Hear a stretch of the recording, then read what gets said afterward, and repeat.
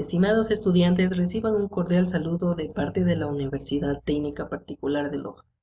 Mi nombre es Diego Fernando Cuenca Guajala y les estaré acompañando en el presente periodo académico como su docente tutor, en la materia de Derecho Civil 4, Obligaciones y Contratos.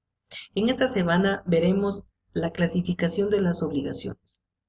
Existen diferentes tipos de obligaciones, entre las cuales tenemos las civiles y meramente naturales, las condicionales y modales, a plazo, alternativas, facultativas, de género, solidarias, divisibles e indivisibles y con cláusula penal. Las obligaciones civiles y meramente naturales. Entre este tipo de obligaciones se verifica una diferencia muy clara, la cual es su exigibilidad. Ello nos permitirá diferenciarlas. Al hablar de las obligaciones civiles nos referimos a que da derecho para exigir su cumplimiento, mientras que las obligaciones naturales no da derecho a exigir su cumplimiento, pero una vez cumplido permite retener lo que se ha dado o pagado por ella. Para que se produzca la obligación civil, en nuestra legislación establece 4 formas, las cuales son obligaciones contraídas por los menores adultos, obligaciones civiles extinguidas por la prescripción, las procedentes de actos cuya falta de solemnidad es de la ley para que surte efectos civiles, las no reconocidas en juicio por falta de prueba y, como último, las obligaciones accesorias constituidas para asegurar la obligación natural. Las obligaciones condicionales y modales. Es la que depende de una condición, esto es, de un acontecimiento futuro que puede suceder o no. De aquí nacen las obligaciones a plazo. Existen diferentes formas para que se dé las obligaciones condicionales, las cuales son suspensiva, resolutoria, positiva, negativa, posible, imposible, casual y mixta. Las obligaciones a plazo. Al hablar de las obligaciones a plazo nos referimos al tiempo amplio y determinado que se ha fijado para el cumplimiento de una obligación. En el plazo existen dos formas, las cuales son lo expreso y lo tácito. Cuando hablamos de plazo nos referimos al tiempo continuo, mientras que el término es el tiempo descontinuo, o sea, solo los días laborables. La forma de plazo por su origen, el convencional, es cuando es el acuerdo entre dos partes. Lo legal, lo que establece la ley, y lo judicial es lo que establece una autoridad como es el juez. Las obligaciones alternativas es aquella por la cual se deben varias cosas, de tal manera que la ejecución de la una de ellas se exonera de la ejecución de las otras, es decir, con el pago de una de ellas nos liberamos de la obligación. Esta clase de obligaciones, el derecho de elegir la cosa con la que satisfacerá la obligación corresponde al deudor, salvo estipulación contraria. Existen dos tipos de elección, la expresa y la tácita. Obligaciones facultativas.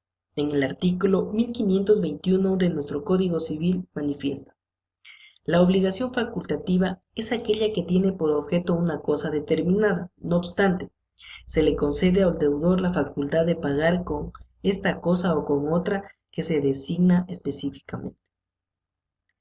Debemos manifestar aquí que existen dos situaciones diferentes al hablar de la facultativa y la alternativa. La facultativa tiene la elección el deudor del pago y tiene dos opciones de pago, mientras que la alternativa tiene muchas alternativas por las cuales puede realizar el pago. Las obligaciones de género. En nuestro Código Civil señala: las obligaciones de género es aquella en la cual nos comprometemos a dar o entregar una cosa indeterminada de un género determinado. Pero aquí hacemos una breve aclaración, como establece aquí. Si la cosa género que se debe entregar y con lo que el deudor pensaba satisfacer el pago se pierde o se destruye por caso fortuito o fuerza mayor, el deudor no quede exento de la obligación. Continúa con la deuda.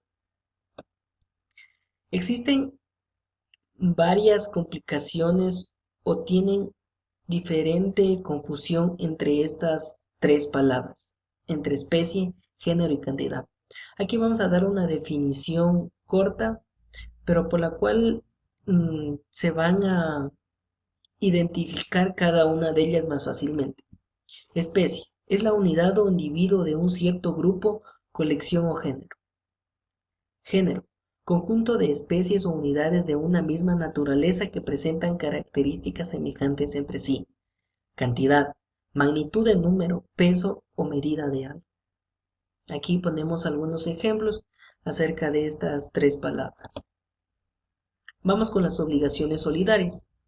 Es aquella en la cual, existiendo pluralidad de acreedores o deudores de un objeto divisible, cualquiera de los acreedores puede exigir el pago de la deuda o cualquiera de los deudores está obligado a pagar al pago total de la deuda. Para la existencia de la obligación solidaria se requieren los siguientes requisitos. Primero, pluralidad de sujetos. Segundo, objeto divisible. Tercero, unidad de objeto, prestación. Y cuarto, que la solidaridad se exprese. Existen dos tipos de solidaridad. La activa, cuando intervienen varios acreedores solidarios y un solo acreedor. Mientras que la solidaridad pasiva es cuando intervienen varios deudores solidarios y un solo acreedor. Obligaciones divisibles e indivisibles. En nuestro Código Civil establece, la obligación puede ser divisible e indivisible según tenga o no por objeto una cosa susceptible de división, sea física, intelectual o de cuota. Para que quede un poco más claro, hacemos una diferenciación entre ellas. Las indivisibles son aquellas cuyo objeto no es susceptible de ser dividido, sin que se altere su esencia o valor pecuniario. La indivisibilidad supone la existencia de una sola prestación y la pluralidad de sujetos activos y pasivos, mientras que las cosas divisibles son aquellas cuyo fraccionamiento permite conservar a cada una de sus partes la función del todo, o sea, que las partes y el todo solo se diferencian en cantidad. Y como último tenemos las obligaciones con cláusula penal. Es aquella en que se convierte en una especie de garantía que se atribuye al deudor para el cumplimiento de la obligación contractual y que se ejecutan en caso de incumplimiento. Se sujeta a una pena que consiste en dar o hacer algo en caso de no cumplir la obligación principal o de retardar su cumplimiento. Esta cláusula no se ejecutará mientras que el deudor no haya caído en mora, es decir, el acreedor no puede exigir el cumplimiento a su arbitrio. Esto es cuanto podemos manifestar acerca de la clasificación de las obligaciones. Y también me permito recordarles la participación de ustedes tanto en los foros y cuestionarios que serán subidos en el entorno virtual en todas las semanas para que participen.